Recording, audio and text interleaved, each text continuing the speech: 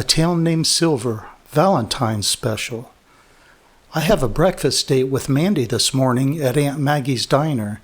I asked Mandy to meet me here before work at 8 a.m. I decided to show up early to have some time to talk privately with Aunt Maggie.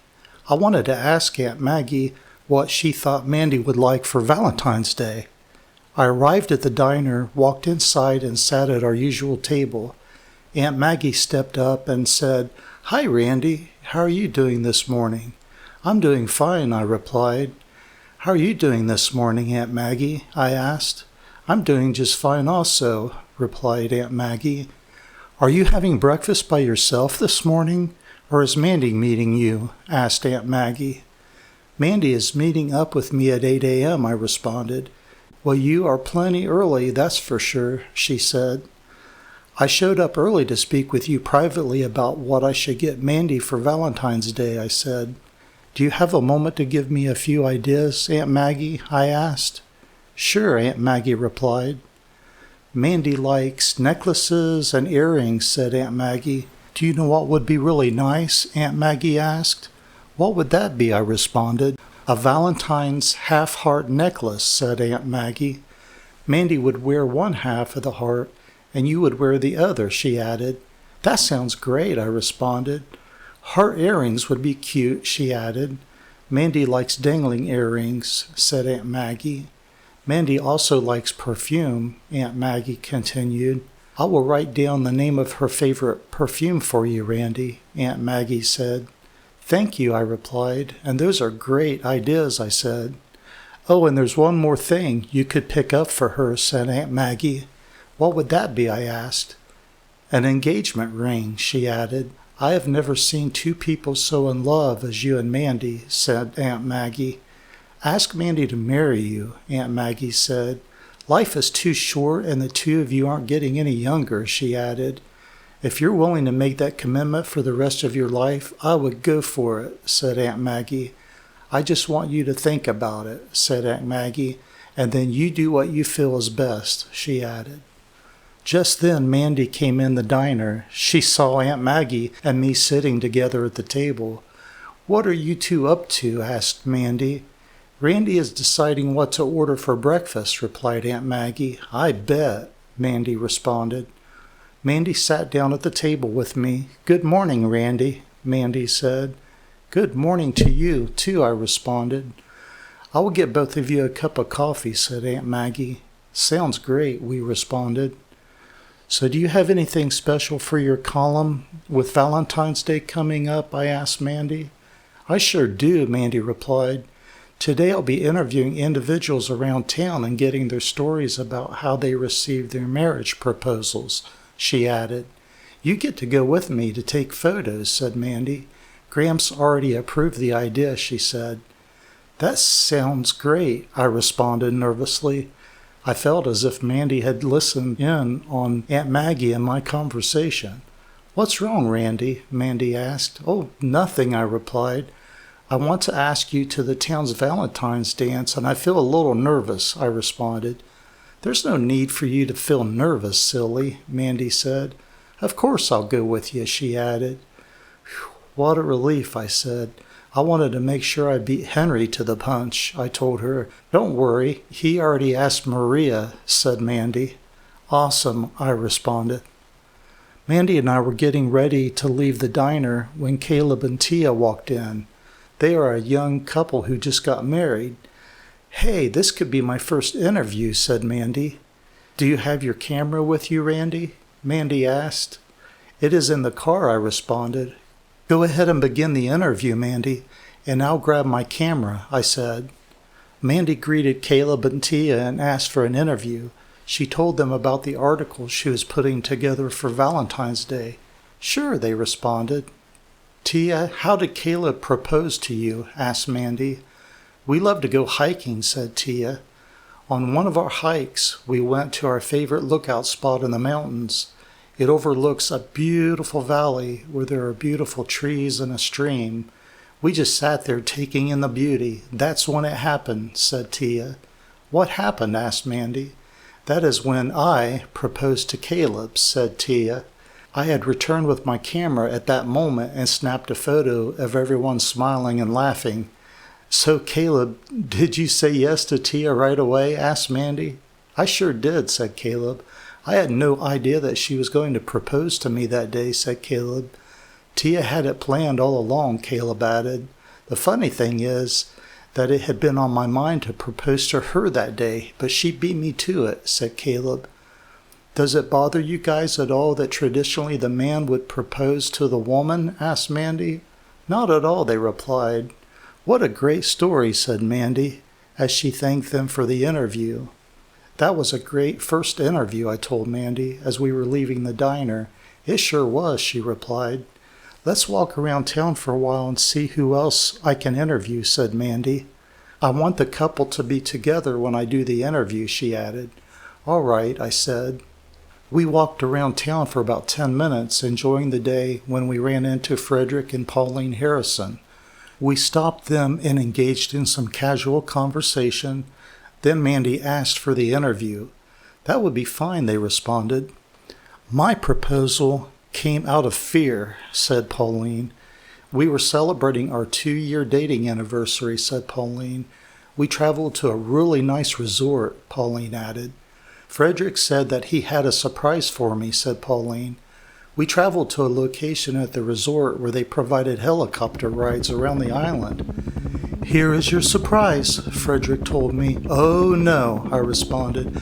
"I'm terrified of flying," I told him. I don't know how exactly, but he coaxed me into it. After we had traveled around and viewed the sights for a while, Frederick says, "I have another surprise for you." "What is that?" I replied. My nerves had settled down a lot, but I still wasn't that thrilled with the ride, said Pauline. Frederick reached into his pocket and pulled out a small box for me to open. I opened it up, and there was a beautiful engagement ring. Frederick then asked if I would marry him. I was in a situation I dare not say no, said Pauline with a laugh. I would love to marry you, I told Frederick. Then I asked, "Now, can we get down from this helicopter ride?" "My pleasure," he responded. "You knew how to put a girl on the spot," Pauline said to Frederick, who was standing right beside of her. "I had you right where I wanted you," Frederick replied. "That is an amazing story," said Mandy. "Thank you guys so much," she added. "Our pleasure," they told Mandy. Mandy did a few more interviews as we continued walking around town for a few hours. Then we headed back to the Silver Herald to do our editing. Everything for Mandy's Valentine story came along nicely. We added my photos to her story.